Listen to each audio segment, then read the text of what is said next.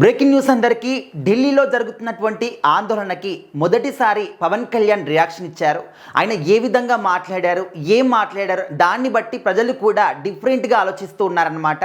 So ఇప్పటి వరకు ఒక ప్రొటెస్ట్ స్టార్ట్ చేసి నెల రోజులు, ఒక 20-25 రోజులు దాటుతుంది.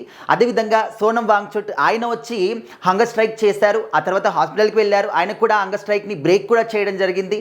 ప్రధాని గారు కూడా ఒక వివరణ ఇచ్చారు. అదేవిధంగా అందరూ కూడా దీని గురించి మాట్లాడారు. ఆఖరికి రాజకీయ నాయకులు కావచ్చు, సినిమా ప్రముఖులు కావచ్చు, స్టూడెంట్స్ కావచ్చు, దేశవ్యాప్తంగా ఉన్నటువంటి ప్రతి ఒక్కరు కూడా స్టూడెంట్స్కి మద్దతుగా ఉంటూ ఉన్నారు. కానీ పవన్ కళ్యాణ్ గారు ఎప్పుడు కూడా నేను న్యాయానికి సపోర్ట్ చేస్తానని చెప్తూ ఉంటారు అండ్ యూత్ కోసం నిలబడతానని చెప్తూ ఉంటారు. కానీ ఇంత పెద్ద ఇష్యూ జరుగుతున్నప్పటికీ కూడా పవన్ కళ్యాణ్ గారు ఒక్క మాట కూడా ఎందుకు మాట్లాడలేదు అంటే, ఓకే ఆయనకి హెల్త్ బాగలేదు, ఆపరేషన్ అయింది, అందరికీ తెలుసు. కానీ ఓకే, మీ దగ్గర సెల్ ఫోన్ ఉంటుంది, మీడియా కావాలనుకుంటే మీ దగ్గరికే రావచ్చు. కనీసం మీడియా ద్వారా అయినా కూడా మీరు ఏం చెప్పాలనుకుంటున్నారో, ఏం మాట్లాడాలి అనుకుంటున్నారో, స్టూడెంట్స్కి మీరు మద్దతుగా ఉంటారా లేదా, అండ్ ప్రధాని గారికి మీరు ఎప్పుడు కూడా సన్నిహితంగా ఉంటారు కాబట్టి ఆయనకే సపోర్ట్ చేసి విద్యార్థులని గాలికి వదిలేస్తారా?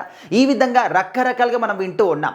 అండ్ ఇంకొంతమంది ఏంటంటే సినిమాని కూడా ఆపాదించడం జరిగింది. ఈ యొక్క ఇన్సిడెంట్కి బద్రీ సినిమాలో పవన్ కళ్యాణ్ గారు హీరో అయితే ప్రకాష్ రాజ్ గారు విలన్, నందా క్యారెక్టర్. కానీ రియల్ లైఫ్లో మాత్రం ప్రకాష్ రాజ్ గారు విద్యార్థులకి సపోర్ట్గా ఉంటూ ఆయన రియల్ లైఫ్ హీరో అయితే పవన్ కళ్యాణ్ మాత్రం జీరో అయిపోయాడు, విలన్ అయిపోయాడు అని చెప్పేసి ఈ విధంగా కూడా మాట్లాడేటువంటి సందర్భాలు ఉన్నాయి. అయితే ఇప్పుడు పవన్ కళ్యాణ్ గారు మొదటిసారి యొక్క స్టూడెంట్స్ గురించి అయితే మాట్లాడడం జరిగింది.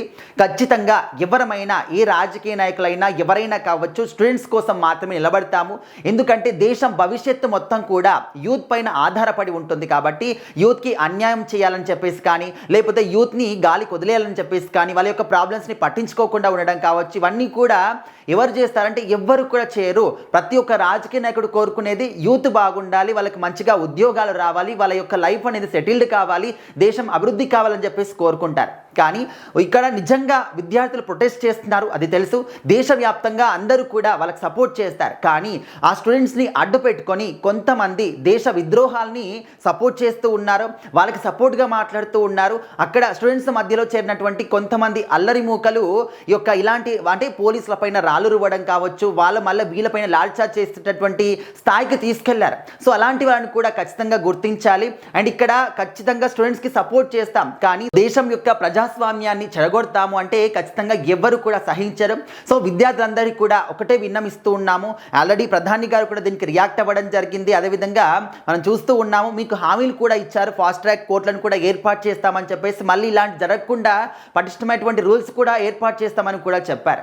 సో అయినప్పటికీ కూడా విద్యార్థులందరూ కూడా దయచేసి ఒక్కటి గమనించాలి, మిమ్మల్ని అడ్డు పెట్టుకొని ఎంతోమంది దీనంతా కూడా రాజకీయ ప్రపగండగా తీసుకెళ్తూ ఉన్నారు.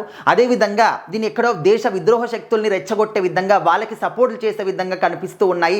దేశాన్ని అంటే మన యొక్క భారతదేశాన్ని ముక్కలుగా చేయడానికి సర్వశక్తులకు కూడా ప్రయత్నాలు చేస్తూ ఉన్నారు. సో దయచేసి ఎవరు మీకు సపోర్ట్ చేస్తున్నారో మీ ప్రొటెస్ట్ని ఖచ్చితంగా అందరూ కూడా సపోర్ట్ చేస్తారు. మీకు న్యాయం అయ్యేంత వరకు కూడా అందరం పోరాడదాం. కానీ మిమ్మల్ని ఎవరు అడ్డు పెట్టుకొని మీకు అంటే మీ యొక్క ఉద్దేశాన్ని తప్పుగా బయటికి చూపిస్తూ ఉన్నారో వాళ్ళని కూడా మీరు ఖచ్చితంగా గుర్తించాలి. జనాలకు కూడా ఇదే చెప్తున్నాను అని చెప్పేసి పవన్ కళ్యాణ్ గారు చెప్పడం జరిగింది. ఒక రకంగా చూసుకుంటే విద్యార్థులందరినీ కూడా హైజాక్కి గురి చేస్తున్నారు అనే విధంగా కూడా ఆయన మాట్లాడడం జరుగుతుంది.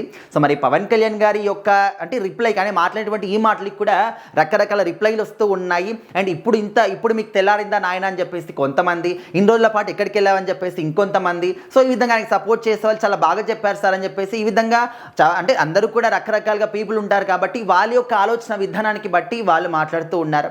మరి పవన్ కళ్యాణ్ గారు చెప్పినటువంటి ఈ యొక్క మాటలకి మీ అభిప్రాయం ఏంటి? ఖచ్చితంగా కామెంట్ చేయండి.